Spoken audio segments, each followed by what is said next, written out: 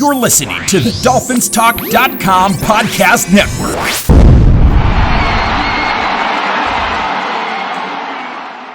All right, huddle up.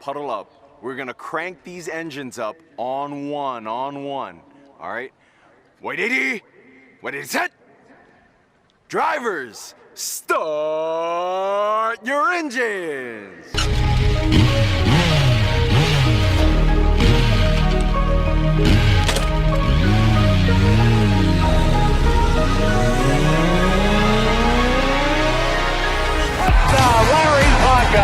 This is the finish line. I coached some great offensive linemen in the past.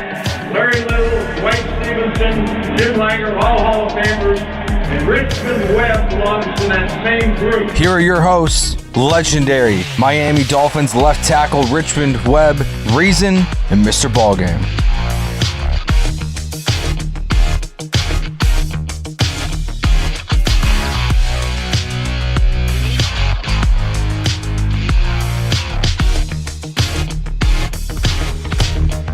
What is going on, Dolphin Talk Nation? We welcome you back in to another episode of The Finish Line. As always, I'm your co-host, Reason, and I'm joined by my other co-host, the legendary Richmond Webb, and the Triple LG Mr. BallGame. You can find any one of us three or all three of us on Twitter. You can find Richmond Webb at Richmond Webb. You can follow Mr. BallGame on Twitter at KCTSR. And you can follow myself at _real_reason on Twitter. And you can also follow Dolphins Talk on Twitter at Dolphins Talk. Gentlemen, how are you doing on this lovely June day? I'm doing good. Here in Texas, we went from one extreme to the other. We're getting rain every day. To now it's switched, and now it's in the mid-90s, and the heat index is over 100 degrees. So it's starting to cool down this time of day. So I'm good, ready to talk some football. Kind of been getting into the NBA playoffs, watching a little bit of that. So everything's good, nothing to complain about, and looking forward to talking and chopping it up with you guys tonight. How you doing, Mr. BallGame? Yeah, it's good. It's good, man. As usual, it's always one of the best days of the week for me, man, when I can get an opportunity to sit and chat with you guys about this team and what's happening in the world of football. So 1 week away from minicamp, man, and I'm just excited, bro. It's getting close. So it's good. It's good. Things are good. Yep, mandatory minicamp will begin on June 15th, and it'll run until June 17th. So an interesting time coming up for the Miami Dolphins. Let's actually start off with minicamp here. And just knowing that, both Emmanuel Ogbah and Xavier Howard currently, I won't go as far as saying they're unhappy with their current contractual situations, but it's pretty obvious they want contract extensions. Ogbah entering the last year of his contract. He only signed a 2-year deal. And Xavier Howard, coming off the 10 interception season, wants a little bump up in pay when, the Miami Dolphins have already made him the highest paid corner in football once before, but it's obviously because of the money they fleshed out to Byron Jones last year is why he wants a little boost. So I'm going to ask you guys, just in your opinion, we'll start with you, BallGame, because they're both defensive players. Do you think Emmanuel Ogbah so it could be both or it could be either one, Xavier Howard skip mandatory minicamp next week to send a message, because neither one of them were at the voluntary workouts to begin with? I think that's a big part of the process in terms of them starting up the real deal negotiation process. Unfortunately, this is always something that generally happens when guys come off of landmark statistical seasons for themselves. And it's just unfortunate at this point that we have two of our premier players both seeking larger compensations at the same time, especially in a COVID era still with the reduced salary cap. I don't necessarily know if they will they'll probably be given actually some leniency, bro, just based on the fact that they want to appease. I know they do. They want to appease both of these guys, but at the same time, they just got to figure out how they're going to do it. And it's probably easier to allow them a little latitude of not coming, even though it says mandatory. Just have them stay away from the facility and things of that nature, so that negative energy, is not something that they have to address in the media, even though they're going to be asked questions about it in their absence. Just that those guys aren't there to answer those questions until they resolve it. But I can see both of them possibly. Missing it, and that's going to ramp up the negotiation process a lot more. It's just going to be real interesting to see who they covered more. Ogbah and his ability to get to the passer, or Xavier Howard's his ability to cover and lock down number 2 and number 1 receivers threats of the other team. So it's going to be interesting, bro. It's definitely not something that I would want to be having to try to figure out. But Richmond, you've been around. I'm sure you've been around players who wanted more money, or who have held out, or who have sent messages along with their agents through mandatory minicamp or training camp in that fact. And, we all talk about Xavier Howard last year and his 10 interceptions. Well, Emmanuel Ogbah, he had the 3rd most pressures for a defensive end with 66. He had the 5th most sacks for a defensive end with 9.5, and he had the 2nd most hurries amongst defensive ends with 44. So he himself had arguably his best statistical year. And the one difference I will say between X and Ogbah is we have way more depth behind X than we do behind Ogbah right now. So what are your thoughts on whether one of them might hold out? And if you have a story, or you've seen another player kind of send a message after they've had that kind of a career year for themselves, and you've seen it before, just to add to the point, I mean, that would be awesome too. Yeah, I could definitely see it happening. It's not the first time, something like this has happened where a guy has a tremendous year and then wants to, be compensated before that. And I think we all know, not only as players, but as fans, that, this is not a long career. Even if you play 10, 12 years, you go out and have an excellent season and then, get hurt the next one, and it kills all your value. So as a player, a lot of times you want to look and you want to capitalize on a situation like this and try to get a chance to get some more upfront money and secure your future and your family's future for, life after football. So I can see that happening. The good thing now is that we have free agency. When I first came in the league, you had to negotiate with the team. The free agency didn't start till, I want to say, maybe around 92, 93. So I would see guys that wanted deals, deserved them, and a lot of times they wouldn't get it, end up holding out through minicamp, training camp, and then come into, right before the season starts or after season starts. And then, they're a bit bitter, or they have animosity between teams. So I've seen both sides of it, or some guys, be a little bit more professional, say, okay, I'll just come in, ball out, play. And then when it's time to negotiate, sometimes they personalize it and say, well, you know what, I don't want to be here no more. I'm going to just go somewhere else. So the thing is I can see it happening, but like with Ogbah, he's only got 1 year left. So if he can, get an extension, that would be great. And also with X, those guys looking at, hey, yeah, I understand the salary cap was cut down or whatever, but, I need to get paid while I can, because regardless of the sport, I've seen where guys have been really good players and go out and have a major injury or something, and your values just tanks, and then the team's going to use that against you as business then. So, but it wouldn't surprise me if they're not here for a mini camp next week. Yeah, I mean, you mentioned something there about injury. These are two guys where X has had multiple knee injuries. Ogbah, yeah. Whether in Cleveland or in Kansas City, he's had health issues before. So they're both guys, especially Xavier Howard's about to be 28, right, before the season starts. And Ogbah, I believe he's like 26 or 27. Oh, so, like, even if Ogbah signs a 3-year deal, this is going to be one of the last few times he's going to be able to cash in, really, right? Because at the end of his contract, he's either going to be at 30 or on the cusp of 30, whereas Xavier Howard, by the time any extension would run out, he will be beyond 30, right? So it's kind of a tricky time. Moving a little bit forward here, though, to training camp. Oh, he's 27. Who, Ogbah? Yeah, he turns 28 in November. Oh, so basically, an X turns 28 right before the season, I believe, right? X actually turns 28 on the 4th of July. Oh, there you go.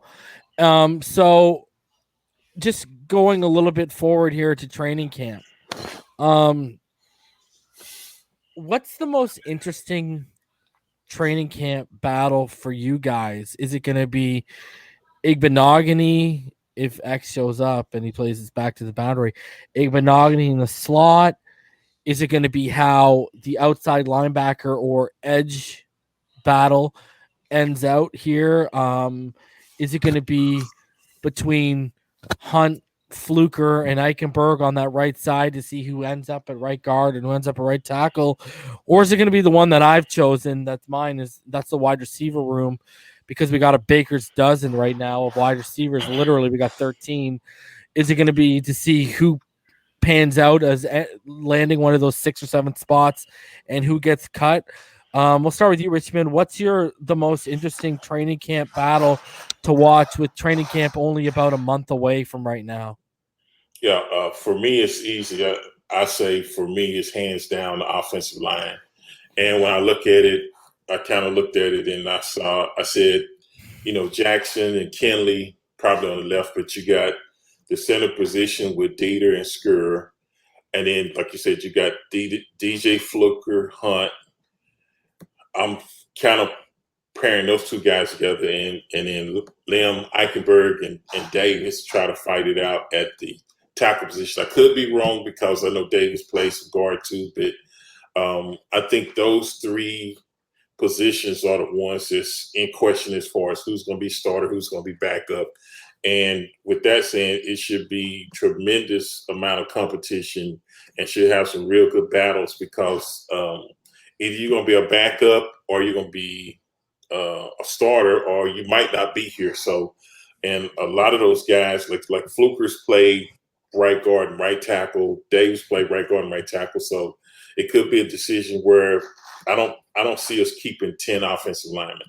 So somebody's going to be out the door. So, and that is Tua's blind side as well. And we know we want to raise the level of offensive play as far as a unit from last year to this year. We want to see growth. We want to see them be more consistent and just play better. So for me, it's the offensive line, hands down. And I look forward to be some serious battles. But those 3 positions, center, right guard, right tackle, is the ones I think I'm focused on.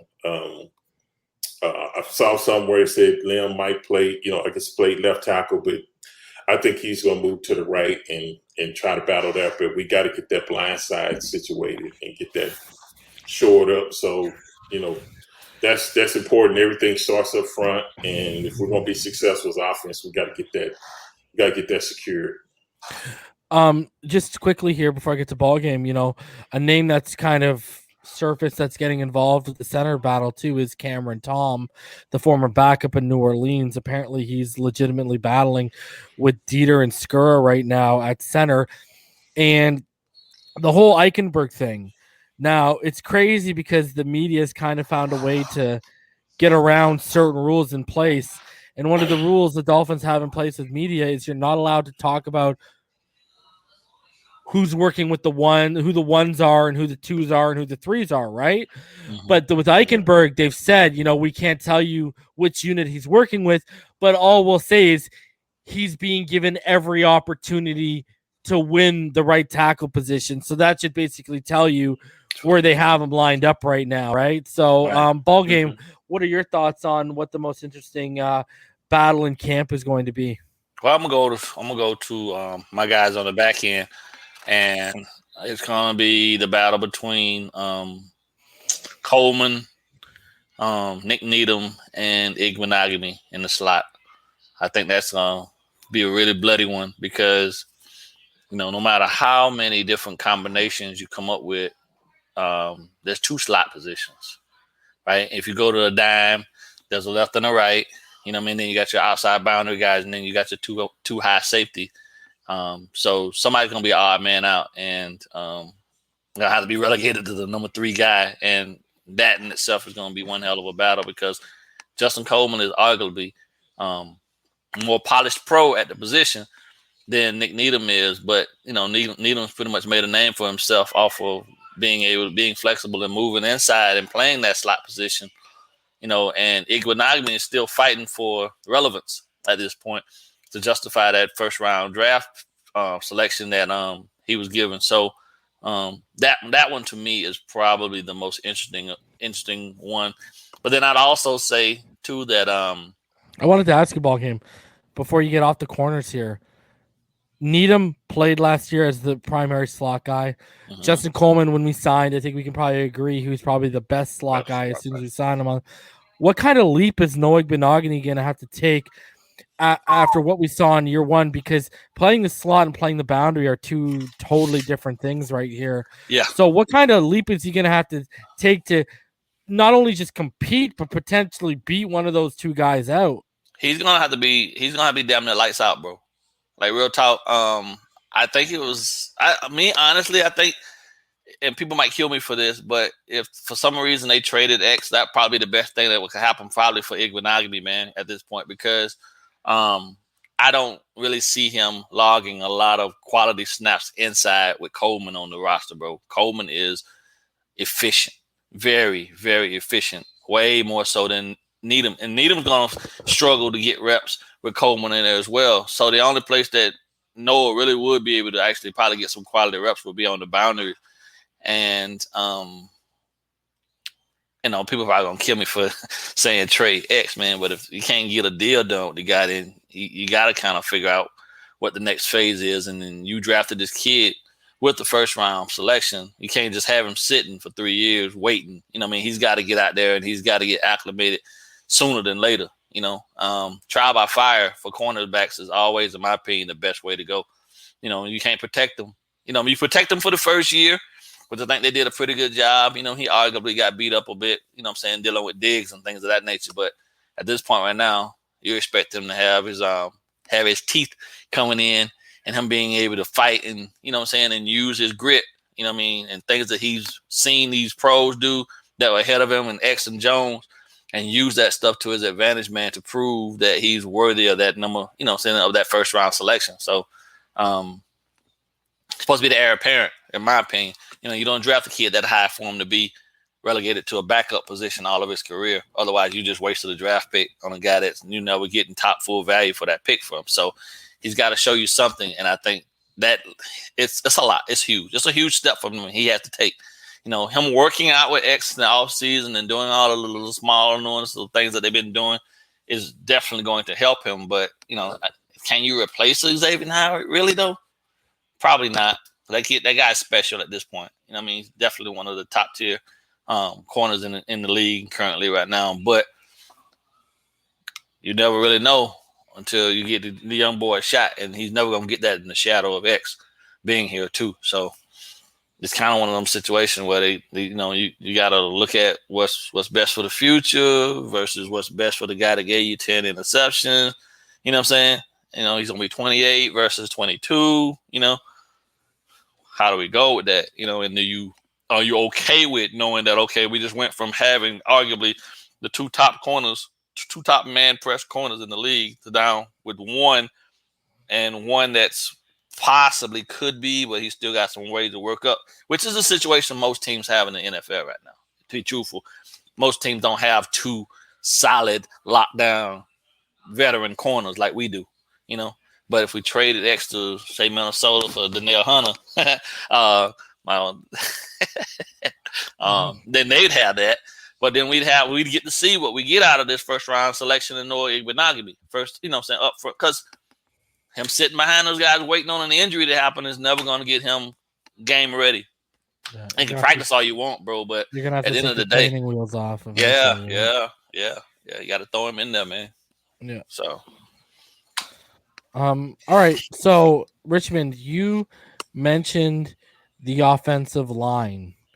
as being a battle you are going to be watching. And for me, the media and the fan base, and I'll be talking about this on Twitter on Friday morning, but the media and the fan base want to put a playoff appearance for Miami this season basically on the shoulders of Tua Tagovailoa and his second year leap and how he performs.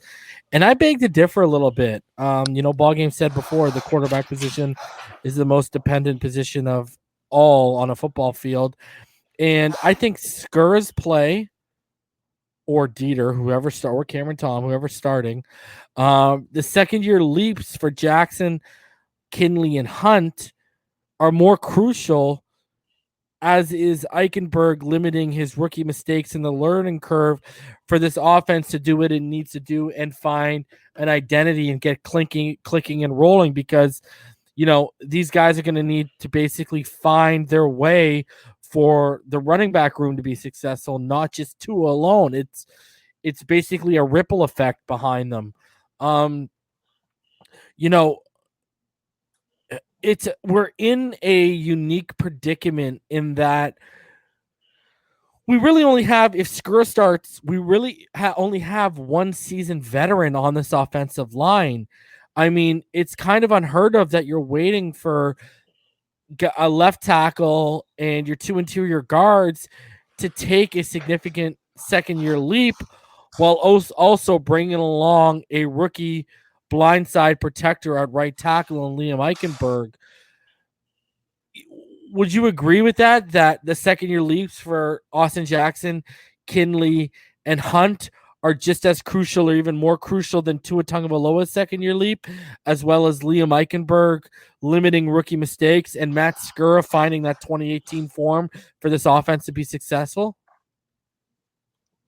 Yeah, no doubt. One of the things, I was thinking about when you were saying that is, and I think this narrative was created by the media, but everything rests on the shoulder of the quarterbacks. And what I mean by that is, and you can take it for a Super Bowl. If a quarterback wins the Super Bowl, he won the Super Bowl.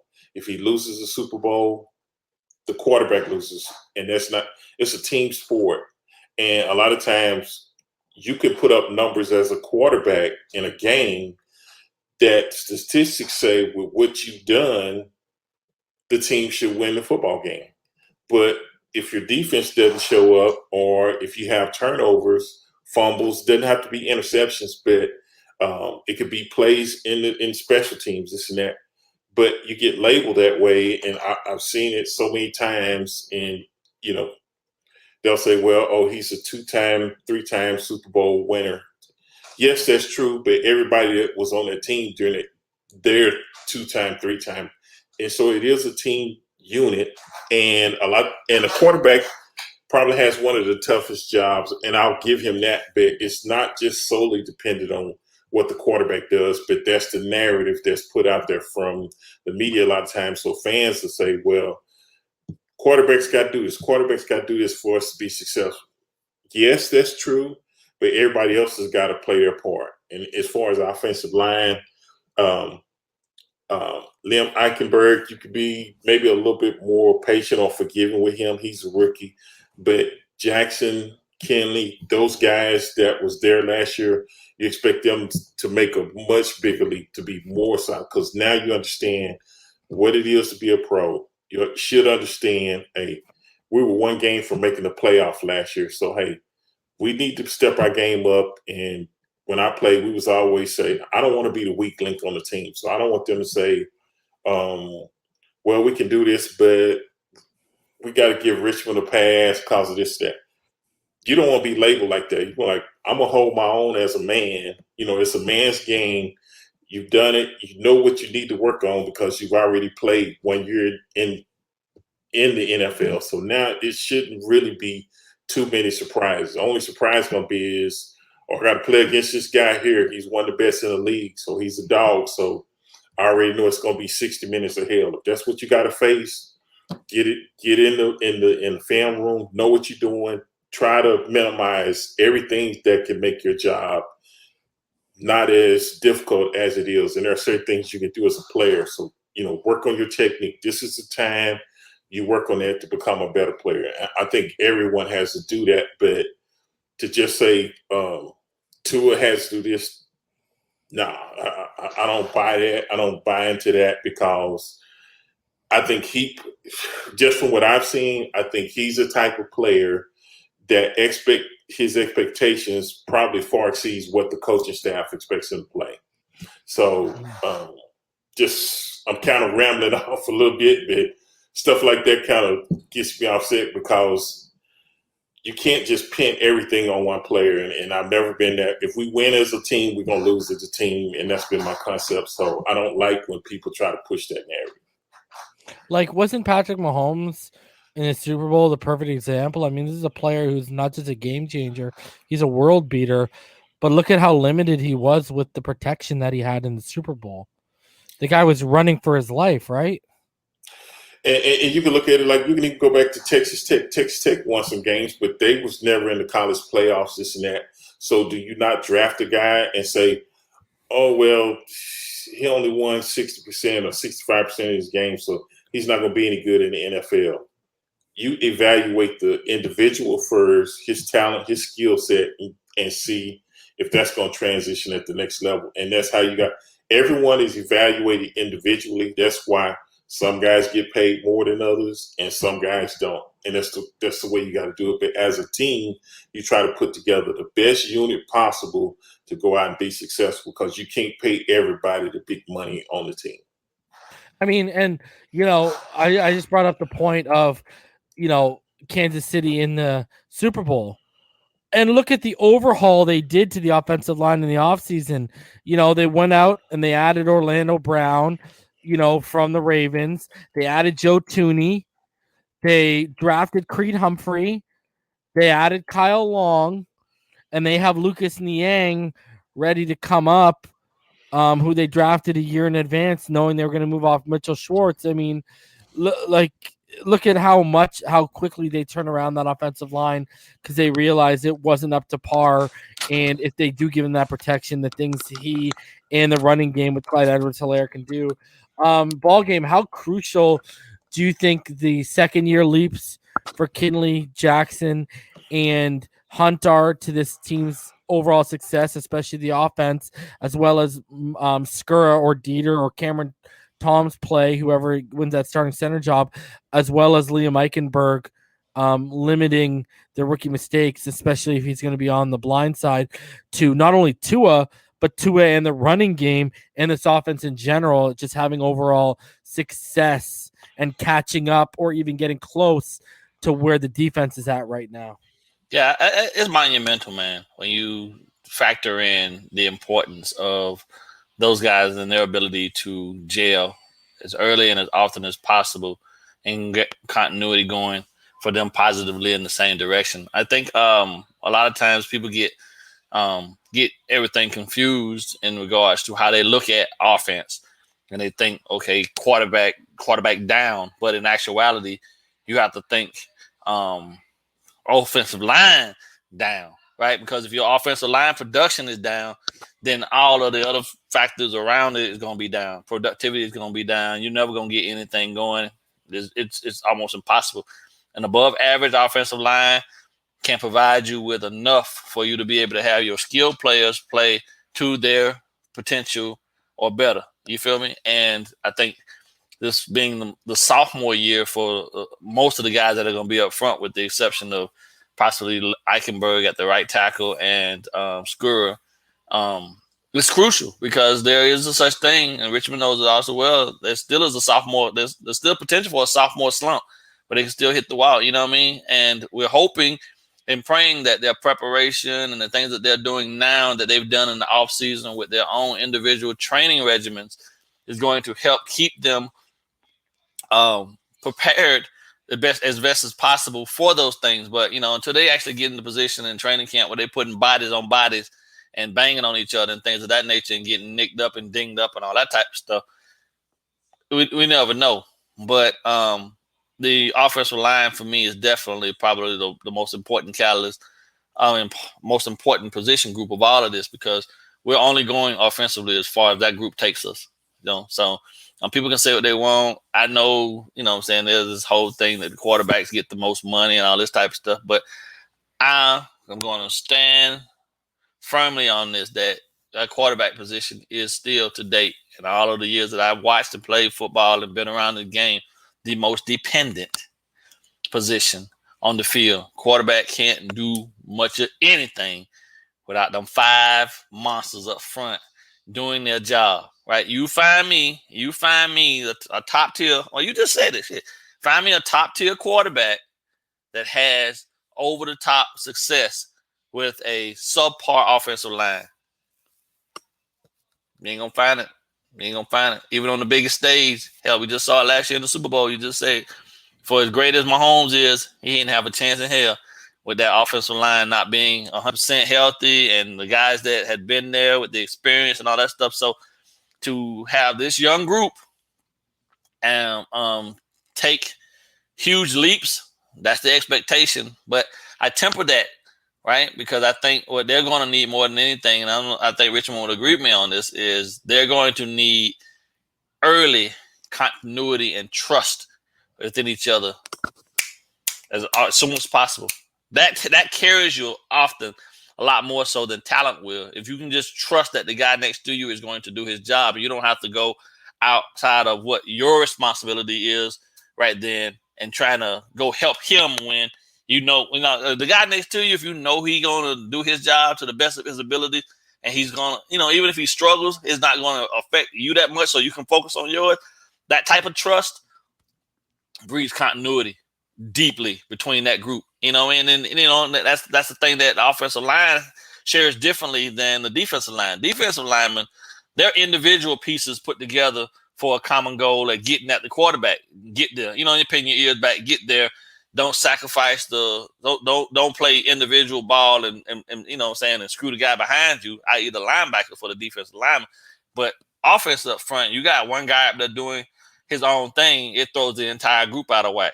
So they have the hardest job of all. They all have to work in unison. And being as young as they are, that's my concern, right? Do I believe they can do it?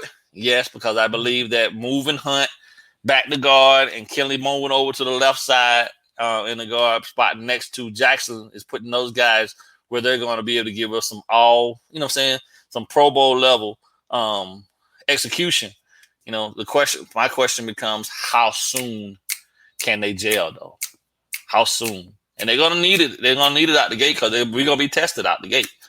So the expectations for me are through the roof in terms of, but I also temper that with just really understanding that these guys are still potentially going to be facing some sort of a sophomore slump because they're still kids, man. They're not 6-7 year pros. You know what I mean? They're only 1 year removed from arguably, not arguably, but their first year in the NFL for most of them. So, we're talking about leaps right here, and I gotta ask the question. And it came to my mind yesterday when Benjamin Albright, shout out to Ben Albright, friend of Inside the NFL. I've had him on before, a great guy. Yep. He was basically going to war with Dolphins Twitter because the whole Deshaun Watson narrative peered its ugly face again, and it was over an Aqib Talib interview where he was talking about how Deshaun Watson said he wants to come to Denver, and then a Twitter user listed a bunch of teams that are still quarterback needy, and Benjamin Albright listed us, and he listed us prefacing that we're going to give Tua the year, but that management right now and this coaching staff are not sold on Tua Tagovailoa. And we've heard Brian Flores talk over and over again about the second-year leap in regards to Tua Tagovailoa. The Jason Leckett-4 article last week about how, executives of other teams are whispering amongst themselves that they don't believe Brian Flores is all in on Tua Tagovailoa as well. Now, we all do expect and want a leap from Tua in year 2. But I got to ask the question, and we'll start with you again, Richmond. Are the expectations of what that second-year leap should be or will be far higher with this coaching staff and management of the Miami Dolphins due to all the capital they have going into next season. Into the offseason, they have over 66 plus million in free agency. They have a first round draft pick next year, as well as 2 the year after. Do you think they've set that bar higher than even what some of these unrealistic Dolphin fans have set that bar at? Like, I ask that in the sense of, if this kid performs, let's just hypothetically put it out there. Let's say he puts up 3,900 yards, 29 touchdowns, and 10 interceptions. Do you think that's going to be good enough for it? Like, do you think they're going to be sitting back thinking, well, we should have had 35, you missed some of those throws. Like, do you really think that, it's come out that Dan Marino was pro Herbert, if you believe that story, but Jason LaCanfora, Brian Flores was apparently pro Herbert during the draft process. So there may be people in that building who didn't want Tua to begin with when we drafted him. So do you think the expectations are going to be a lot higher than any of us really do fathom inside that building for Tua's second-year leap? I think the expectations are going to be higher, and the reason I say that is because I think they know that he's truly healthy this year. Last year, he was coming back off of rehab, and strength-wise, and his body just responding probably wasn't where it should be. And I don't care in any NFL organization, no matter who you draft, everybody is not going to agree, or everybody's not going to say, this is all the guys we want. That's never going to happen because people have their opinions just now. What you got to do is say, okay, I really like this guy better, but since we got this guy, this is who we got. Let's see how we can maximize him and make him the best player possibly could be. But I think the staff has high expectations because if you look at what this kid has the ability to do, you should have high expectations. So that doesn't surprise me. If he put up the numbers that you just said he did, almost 4,000 yards passing, 10 interceptions, he's going to be here. That doesn't justify saying, oh, you should have threw for 4,500, or you should have only had 6 interceptions, and we're going to move on and get somebody else. That's just not realistic. So if he puts up those numbers, I think sometimes as fans, you got to look at it just like that. We're all, as fans, not going to agree that we like all the same players. Some guys want this, even this year, people every year, nobody's going to get all the players that they want for their organization. So that's just realistic. I know a lot of people wanted Najee Harris. Hey, I wanted Najee Harris. I love him, but we didn't get him.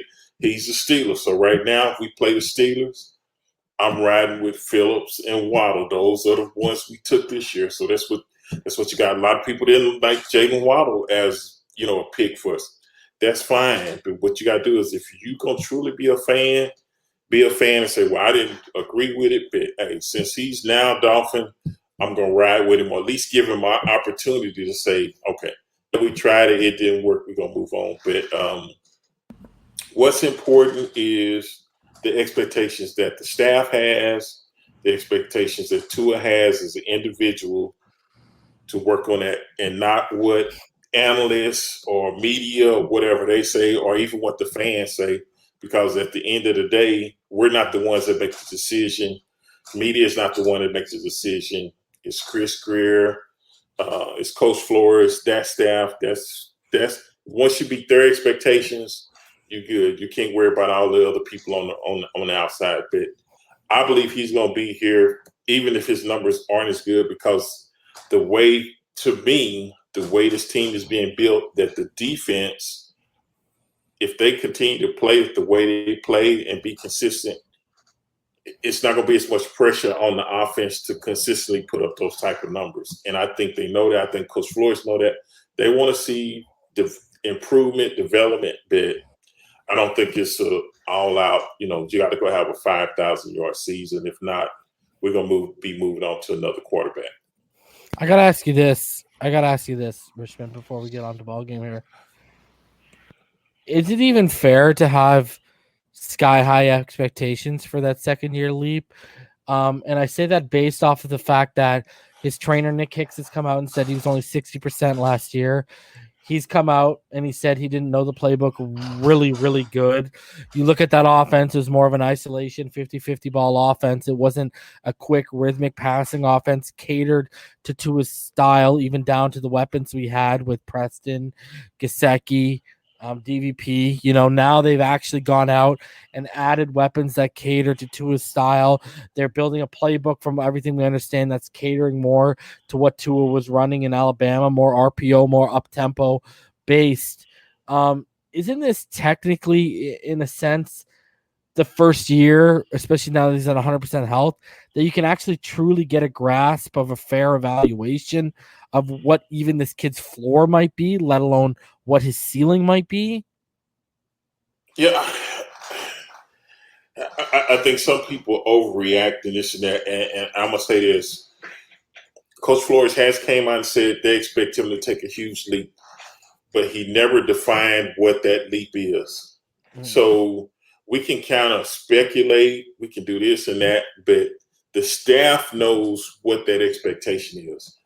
But what I do like hearing is the staff went and designed this offense or gave him more plays that caters to what he was successful at. And I think that's what you do as a coaching staff.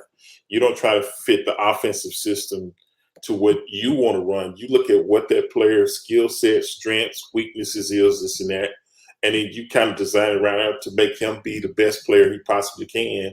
And like you said, with the run, RPOs, I was just about to say run pass options, but the RPOs, all that's what he did. And even when he sped the game up, the good thing about that was he was looking over the defense, seeing what they've been, and then call a play. So he has the capability to do it. They're just equipping him with the tools that they know he's been successful with before. And that makes perfect sense. BallGame, what are your thoughts on what the expectations of this coaching staff might truly be for his second year leap? Do you think they might be bordering unrealistic? And also, what are your thoughts on, is this the first year you can actually give the kid a fair evaluation because of the way the offense is being schemed, designed, and where he's at health-wise? Yeah, I think I've been on record saying all along that I was not evaluating Tua until he was 100% healthy. I think for me, what I walked away from last season with was the fact that physically he wasn't there, but he was prepared to go out and put it on the line for his teammates, and that's what generally galvanizes guys to you, right? The fact that they could see, and probably a lot of them knew that he wasn't where he wanted to be, but he went out there every Sunday for them and gave his best. Now going into this off season, I've said all along that he was gonna put himself through a regimen to get himself back to his original form or even better. And this is the year that I'm looking to evaluate him. But even then, those expectations, I don't have the same level of expectations that most other people have, because I'm looking at it from a coaching vantage point as opposed to from a fan vantage point. And I think our staff also is taking into consideration that, this is his second year. This will be his second full year. He doesn't have to go out here and give me 5,000 yards. He just don't go out here and throw 25 interceptions. You know what I mean? A 2-to-1 interception ratio, the numbers that you gave, Reason, 3,900 yards, 29 touchdowns, 10 interceptions. That's almost a 3-to-1. That's almost a 3-to-1 ratio, bro. And there's no coach on the planet that wouldn't take that from a second-year quarterback coming off the type of injury that Tua had. So I think they realistically have their own ideal numbers of what he should, what his mark should be. But I think they're a little less ridiculous than some of the ones that the fan base has, because you have to temper those expectations based on the fact that this offense is so young and all these new pieces, it's going to take a little time to gel. But the way we're built defensively, like Richmond said, he doesn't necessarily have to go out there and blow the scoreboard up. You see what I'm saying? They're going to be able to generate. The defense is going to generate additional possessions. Field goals do count. I don't care what anybody say. They do count. And where he missed on a touchdown throw, where we're still in position to kick the 3, come back down, get another opportunity because of turnover on downs or, you know what I'm saying, or an interception or a turnover from the defense again. That's how you win. And it's a team philosophy for the W's. And that's what matters the most. And I think that's what most people seem to forget. They get wrapped up in the individual statistics of the players without taking into consideration that it's the W's that get you into the postseason. He who has the most W's get an invite to the playoffs. You see what I'm saying? So that's what's going to matter more so than individual statistics.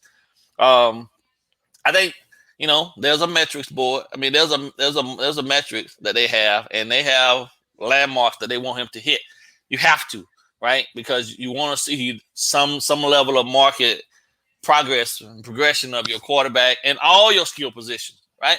But in the same sense, you got to be realistic too. I mean, I think our coaching staff and the way the organization is built, their expectations of him aren't going to be over the top unrealistic, bro. You just can't do that. And I don't think they want to do that. I don't think Flores is going to allow them to do that with him. You know, I keep saying over and over again, even after that article came out, they said that he didn't want him. If he wasn't his choice, that's fine. Because let's be honest, right? 6'6", 234 pounds of Justin Herbert. Man, God knows that sounds appealing as hell. Big bro. arm. Yeah. With that big, huge cannon. Who wouldn't want that? Right? But from you know what the problem was? You know where I go back to, BallGame? Yeah.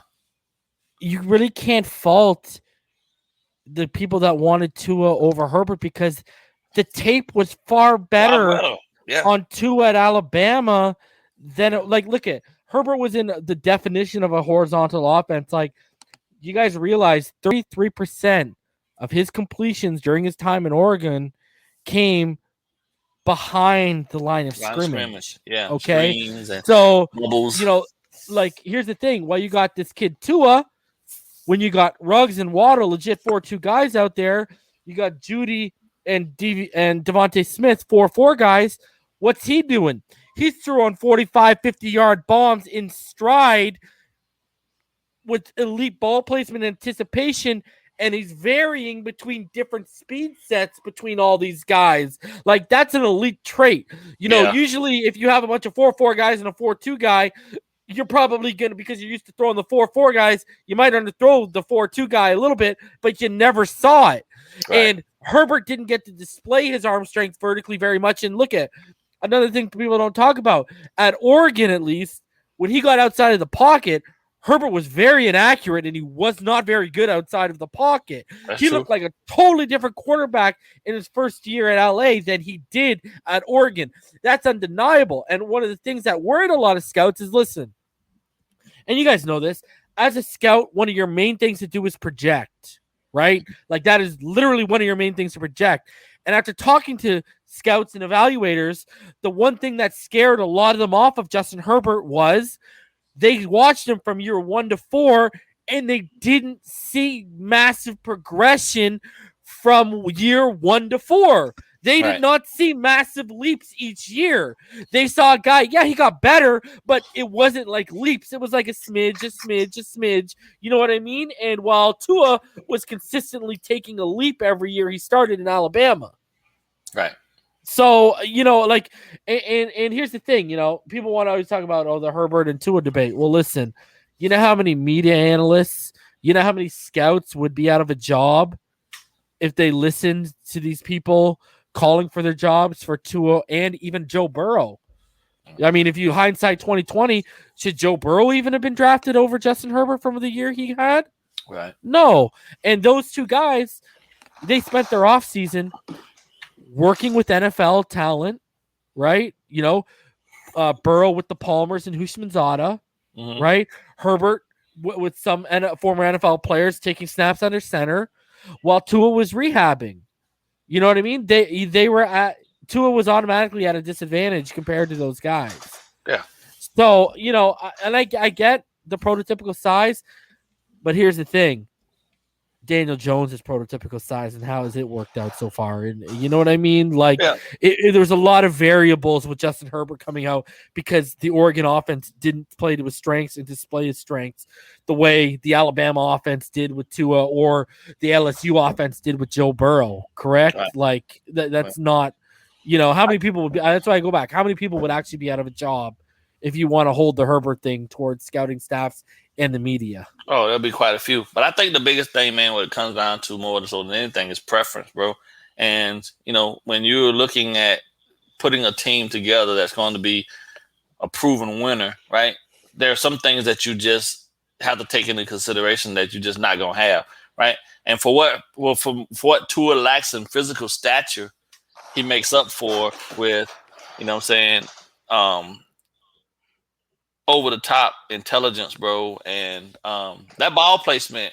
I don't really think people take into consideration how much of an elite skill set and trait that is. Like, you got a lot of guys out there can stand flat foot and throw the ball 75 yards, but can't hit that 20-yard out. Like, Lamar Jackson has struggled mightily for the first couple years of his career and been dinged by me over and over again for the fact that he can't consistently nail that 20-yard dig route. You feel what I'm saying? But got a cannon. He's got a big arm. You feel me? And athleticism through the roof. But 10 times out of 10 times, I guarantee you with the proper protection, Tua can nail that 20-yard dig route with his eyes closed. You know what I mean? So it really what it comes down to is what you prefer. Okay, I get it. Like I said, that Herbert standing back there at 6'6", that's a beautiful figure. But how many games is that really gonna get you though when you got to get him outside, like you said, outside that pocket where he's not standing up in there overly protected, you know what I mean? And the things break down around him. And we saw he had the numbers, but he also had the interceptions too. You know what I mean? He threw them out of it. He lost games for them just as much as he had them in position to win them. And when it comes down to it, like I said, I think we got the guy that is arguably the best fit for the way our team is constructed. With a stout defense, offensive line play. Hopefully this year is a lot better to add that extra element on the offensive side of the ball with the run game, because that's going to be key. If we can establish the run game and click off 105, 110 yards consistently a game between whoever's running the ball, that changes a lot of things in regards to how people have to defend you, because 4 yards a carry, most people scoff at it. 3-4 yards a carry, if that's what you're getting consistently, that wears a team down. That frustrates the defense, man. That changes the whole way they go about attacking you, and then they start making mistakes. And then when you got a guy like Tua who is as accurate and is adept against the blitz as he has been, that plays into our favor. And I think that's one of the things that Flores and Godsey and Studsville, they're going to be looking to create, man, as many opportunities as possible to, to individually allow those guys out there that they put in place to flourish, with Tua at the helm. So I stopped feeding into it, bro. Like, legitimately, man, people going to always have the comparisons. I think it's an unfair comparison for all three of the quarterbacks, especially in their first years, because Burrow's Tua now, coming back from an injury. You know what I mean? That he's got to come back and prove himself all over again. He's not fully healthy. And Herbert still, he has an issue that most of them ain't talking about, is the fact that he lost his offensive coordinator. You see what I'm saying? And his head coach. So he's gonna have some struggles. So what we're gonna see out of all three of these guys in year two is gonna be question marks. But I do believe that, they're all three capable of making strides. But if Herbert's numbers fall off, then I think people gonna call for his head too. Well, you had such amazing numbers in year one, but you fell off in year two, and they're not even taking into consideration all the things. You know what it'll be? What you'll hear? It was all Pep Hamilton. Yeah. He did it with Luck. He did it with you. It was all Pep Hamilton. That's right. And I'm not a fan of the Chargers, but I do hate the level of this unnecessary and over the top pressure that they put on these kids to perform right out the gate when they know you look around the league and you see veterans who are fighting week to week for their jobs to keep them, aren't performing at the level that they're asking these kids to come perform at. But, they ain't gonna change that, bro. Even that Prescott says he's fully healthy, but then you got Chris Broussard and all these guys online today. They were talking about, we don't believe him. We don't believe him. So the guy told you he's healthy, he feels good, he's mentally ready to start. Well, it's the same thing too, right? What did Tua say? He said in that interview about the playbook, he also said he wasn't worried about his hip, and his hip wasn't bothering him. Right. Yet his trainer comes out and says, "Hey, you're only at 60. He's only at 60%." Right. Sometimes they try to mask it, right? That whole. Yeah. Well, then you're supposed to, right? Because if you think about it, right? Show no weakness. And if you're like, I don't fault Flores, right, for saying, Tua's 100%. I don't fault him because if you come out and you say he's not 100%, then you giving ammunition for the other team. Well, that plus now the team knows you got a wounded duck on the field. You know what I mean? We're finna throw the whole goddamn kitchen sink at you. You feel me? Yeah. So it's kind of one of them damned if you do, damned if you don't situation. You just say whatever it is you got to say to get people to move on to the next question, and then you just deal with it, right? But now I don't think there's going to be anyone that's going to be able to dispute the fact that this kid's going to be 100% to start the season. So that's where we'll go from there. And to be honest, it's going to be 17 freaking games. No one's ever 100% week to week. Richmond, in your entire career, were you ever 100% for every game? No. Exactly. But like you said, you're not going to go out and advertise and let everybody tell nobody that, though. Yeah. No. It's a big difference between being hurt and being injured, right? That's what I just always tell my kids all the time. Big difference. Are you hurt or are you injured? Because if you hurt, you can still play. Now, if you injured, you can come over here and sit on the sideline with me and we'll let you sit a couple weeks until you get right. You see what I'm saying? But if you hurt, you got to push through that. Pain is weakness leaving your body. Ball game out here giving shots of cortisone, get him back on the field. I'm just saying, bro. Drain the knee, get him back out there. He's fine. Yeah. Richmond, but hey, he laughing because he's going to tell the truth. Well, it's also pride, right? A lot of them play hurt because are you hurt or are you injured? Which one is it? Yeah. I'm not gonna ever put a player out on the field that's injured. But if you're hurt, man, you need to. We're gonna have a conversation, bro. Let's talk about this. Like, you sure you can't give me this next play? You know what I mean? The doctor. Dr. BallGame. Man. I'm saying, bro. All right, guys. Let's go through. Let's start with you, Richmond. Any final thoughts before we get out of here, brother? Yeah, man, I thought love the topics. I thought we had some good ones tonight. It wasn't many, but we covered a lot of stuff, and I think we were just transparent with everybody. So I always like when we can do that. But just looking forward to minicamp next week. They're in shorts and helmets, but if you like watching 7-on-7, or I don't know if that'll be open to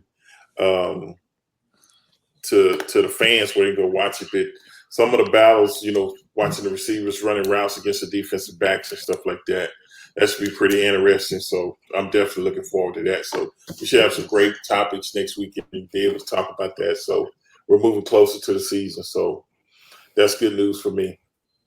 Yeah. I think BallGame, your final thoughts, buddy. Yeah, I agree with you, Rich, man. We get to a point right now, man, where football is football to me, bro. So anytime I get to see guys out there moving around, working on their craft, catching balls, getting their hands on receivers and redirecting guys and playing, and communicating and, just getting their timing down with Tua and all that stuff and live action and whatnot, even though it's helmets and, helmets and shorts, is always a positive, and I think as much of that this group can get together and do that, inside and outside of the NFL confines, man, it's going to be that much better for us because we're a pretty young team. Fairly young team overall. And the cuts, when they start to happen, bro, they're going to be brutal, bro. Because like you said, we got a baker's dozen in the wide receiver room just alone. And, depending on how many offensive linemen they want to keep and all that stuff, these guys are going to legitimately be out there competing for their livelihoods. and it's a very exciting time coming up. But it's also very, it's one where your heart really goes out to these guys, man, because everybody ain't gonna make it, really and truthfully. Yeah, and they're gonna have 90, and really only like 65 gonna make the, you know what I'm saying, gonna last. So, but even then, they might be moved too. You never know. The team come and pluck somebody off a practice squad or something like that, and you can't protect them. So, which is always a benefit if they're moving up to be active on somebody else's roster, then they're getting a real game check.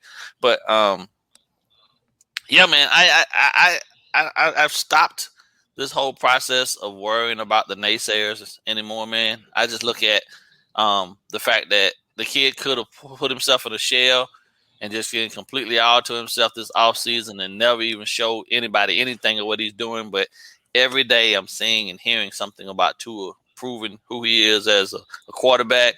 You know what I'm saying? Getting his group together, getting physically stronger, getting more acclimated to any and everything that he's got to do to be ready for this season. And that just lets me know that, if nothing else, we got a guy that has a no quit attitude, bro. And that in itself can will teams, especially offenses, if they're struggling early, that can will guys to actually go out and dig deeper to give you everything that they got, you know what I'm saying, in tight situations to help generate wins. Because at the end of the day, that's what matters the most, the W's. So, don't get caught up in the stats, people. Tua's probably never going to be a 5,000 yard a season passer with 45, 50 touchdowns. That's probably never going to happen. But the W's is what he's known for. The kid is a winner. And I stake my flag on that. And that's what I hope, that's what I believe he's going to bring to this organization. Wins, wins, wins. So. All right, guys, we'll be back next week for another episode, and we will see all of you right here back at the finish line.